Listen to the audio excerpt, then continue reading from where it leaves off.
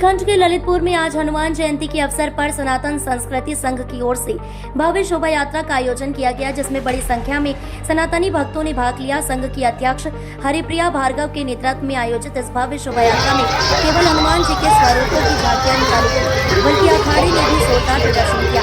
इस शोभा यात्रा को लेकर लोगों के बीच भी जबरदस्त उत्साह देखने को मिला। न केवल बड़ी संख्या में लोग इस शोभा यात्रा में शामिल हुए, बल्कि जहां से शोभा यात्रा निकाली, लोगों ने फूल बरसाकर उसका स्वागत किया। यात्रा में शामिल भक्तों पर सनातन संस्कृति संघ के पदाधिकारी ने भी पुष्प वर्षा की। यह भव्य यात्रा जिन जिन मार्गों से निकली, वहां पूरा माहौल भक्ति में हो गया। लोगों ने जगह जगह भव्य शोभा यात्रा का स्वागत किया। संघ की अध्यक्ष हरिप्रिया भार्गव ने बताया कि सनातन संस्कृति संघ की शुरुआत बुंदेलखंड की पावन धरती से ही की गई थी। उन्होंने बताया कि सनातन संस्कृति संघ की शुरुआत बुंदेलखंड की पावन धरती से ही शुरू की गई थी और आज यह संगठन देश भर में सनातनियों को जोड़ने का काम कर रहा है। विभिन्न राज्यों में ऐसी ही शोभा यात्राओं का आयोजन किया जा रहा है। पिछले साल 5 शोभा यात्राएं निकाली, समर्पित हैं अपने धर्म के लिए, अपने समाज के लिए, देश के लिए। और उनकी ये जो कार्यशैली है, जो उनका समर्पण है, वो दिखाई देता है अलग अलग कार्यक्रमों में, अलग अलग जगह पर।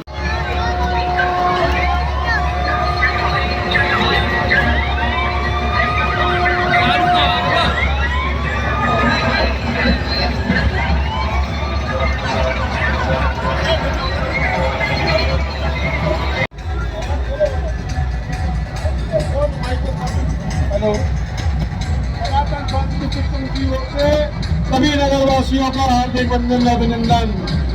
सनातन सांस्कृतिक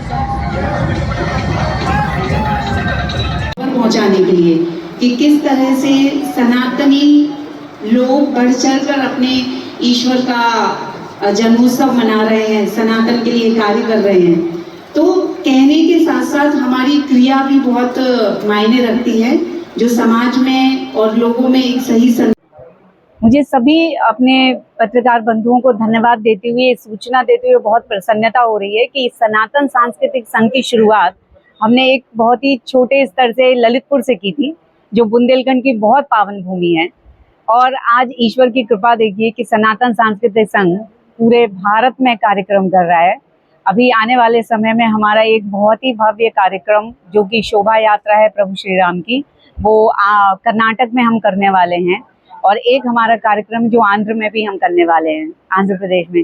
तो इस तरह के जो लोगों का जुड़ाव हो रहा है सनातन के प्रति, जो लोगों की आस्था बढ़ रही है और एक साथ एकजुट हो रहे हैं, जहाँ पर भाषा, जाति और प्रांत, ये सभी भेद खत्म हो रहे हैं।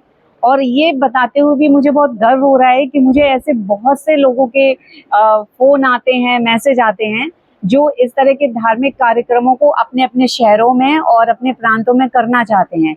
और वो चाहते हैं कि जिस तरह से आपने ये बुंदेलखंड में जितनी भी शोभा यात्रा, एकता यात्रा और रक्षा यात्रा की है, वैसे ही सनातन सांस्कृतिक संघ अपने सभी सदस्यों के साथ मिलकर अपने सहयोग से उनके शहर और राज्यों में इस तरह की यात्राएं कराए और लोगों में जो एक एकता है, प्रेम भाव है, उसे बढ़ाए।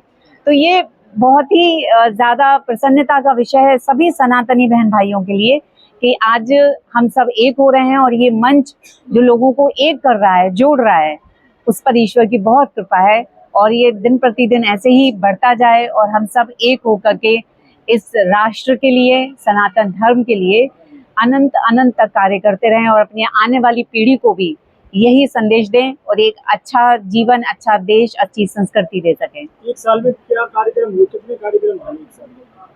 देखिए, एक साल के अंदर, पिछले एक साल में लगभग 5 कार्यक्रम हो चुके हैं, जिसमें यात्राएं हुई हैं। और उसके अलावा हमने शिक्षा से संबंधित कार्य करने का प्रारंभ किया है, जिसमें हम वेदशाला शुरू करने वाले हैं, जहां पर कि बच्चों को प्रारंभ से ही संस्कृत और भारत वेद पुराण की शिक्षा दी जाए। इस तरह की हमारी एक योजना है, जो हम एक जगह से शुरू करके हर जगह वो वेदशालाएं खुलवाने का प्रयास कर रहे हैं, ताकि स्कूल के साथ, आज हर बच्चा इंग्लिश मीडियम में पढ़ना चाहता है, तो इंग्लिश मीडियम में पढ़ना गलत नहीं है, क्योंकि आज के समय के अनुसार जो टेक्नोलॉजी है, जो एजुकेशन सिस्टम है, उसके हिसाब से आपको शिक्षित होना ज़रूरी है। लेकिन अपनी संस्कृति, अपने धर्म, अपने वेद पुराण की जानकारी लेना भी उतना ही ज़रूरी है। तो वैसे ही हमने ये योजना की है कि हम सभी बच्चों को, सिर्फ बच्चों को नहीं, वो सभी किसी भी उम्र का कोई भी सनातनी बहन भाई जो अपने वेद शास्त्रों के बारे में जानना चाहता है, पढ़ना चाहता है और वो समझना चाहता है कि हमारे वेद पुराणों में लिखा क्या है, तो वो इन वेदशालाओं में आकर के वो शिक्षा ले सकता है। और खास बात ये भी है कि जो ये शिक्षा दी जा रही है उसके लिए कोई भी किसी से कोई फीस नहीं ली जाएगी और ना ही कोई चार्ज किया जाएगा। तो ये एक हमारी पहल है लोगों तक सारे वेद पुराण शास्त्र पहुंचाने की। अभी कल ही हमने प्रभु महावीर का जन कल्याणक मनाया है और बहुत ही हर्षोल्लास के साथ सबने मनाया है। तो इस तरह से जो चारों परंपराओं के धर्म ग्रंथ हैं, वेद पुराण हैं, शास्त्र हैं, वो सब हमको जानना है, समझना है, पढ़ना है, ताकि कभी हम किसी भ्रम में ना आए। कोई भी इंसान, वो किसी भी पद पर हो, किसी भी धार्मिक पद पर हो या राजनीतिक हो, किसी भी पद पर हो, लेकिन वो आपको कभी अपने धर्म और संस्कृति से भ्रमित ना कर सके। आपको स्वयं पता हो कि आपके शास्त्र और वेद पुराण क्या कहते हैं, आप किस चीज को माने और किसको ना माने। तो ये जो एक भ्रम होता है, क्योंकि सनातन धर्म जो है वो एक विशाल समुद्र की तरह है, उसको समझना, उसको जानना इतना आसान नहीं है और उसके लिए ज़रूरी है कि हम थोड़ा थोड़ा कर करके अपने पुराणों को, शास्त्रों को पढ़ें और जागृति लाएं हम सब में। तो ये प्रयास हम बहुत ही जल्द करने वाले हैं, जिसकी सारी योजना बन चुकी है और सभी का हमें सहयोग मिल रहा है। जानते हैं कि संपूर्ण सनातन आज प्रभु हनुमान जी का जन्मोत्सव मना रहा है, तो सनातन सांस्कृतिक संघ भी ये जन्मोत्सव बहुत ही हर्षोल्लास के साथ सभी सनातनी बहन भाइयों के सहयोग से मनाने जा रहा है। सनातन सांस्कृतिक संघ जैसे कि पहले भी बता चुका है कि 4 परंपराओं के जो धर्म हैं, बौद्ध, जैन, सिख और वैदिक, ये चारों मिलकर ही सनातनी कहलाते हैं।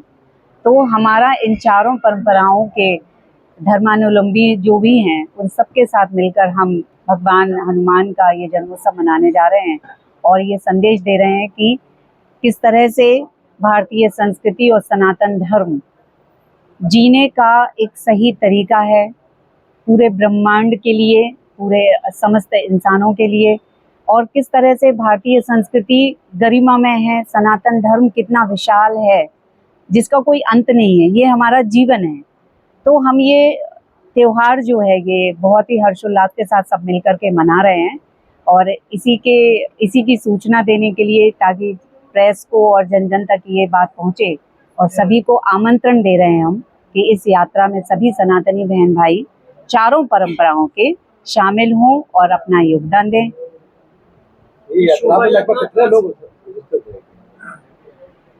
सनातन सांस्कृतिक संघ की ओर से ज़्यादा महिलाएं और पुरुष इसमें शामिल हो रहे हैं। वैसे तो ये यात्रा जो है बहुत ही विशाल रूप से, बहुत भव्य तरीके से हर साल निकाली जाती है, परंतु इस वर्ष सनातन सांस्कृतिक संघ भी अपना योगदान दे रहा है, तो उसमें 500 के लगभग लोग शामिल होने वाले हैं संघ की ओर से।